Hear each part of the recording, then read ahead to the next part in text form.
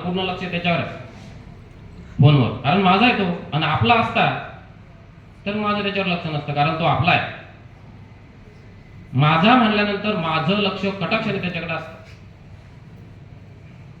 आणि आपली एखादी गोष्ट आपण जेव्हा म्हणतो, सार्वजनिक गोष्टींची काय हाल होते हे आपण बघितलं. सारे भारतीय माझे बांधव आहेत, माझ्या देशावर माझे प्रेम आहे.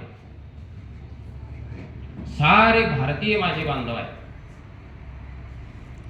आता याच्यावर आपण थोडंसं चिंतन करायला पाहिजे. रोज आपण प्रतिज्ञा म्हणतो, बोलाचीच कडी आणि बोलाचाच भात, परंतु याच्यावर खरं तर चिंतन झालं पाहिजे.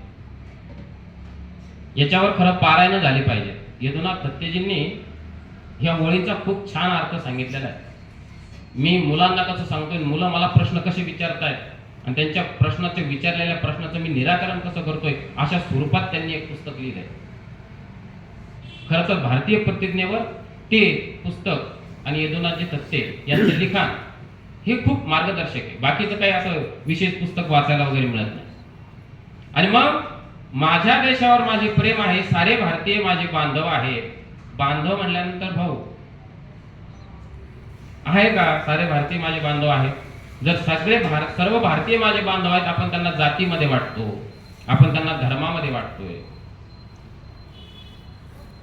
थोडंसं काही घडलं की हिंसाचार करत असताना माझ्याच बांधवांची संपत्ती मी रागाच्या भरामध्ये नष्ट करतोय, जाळतोय.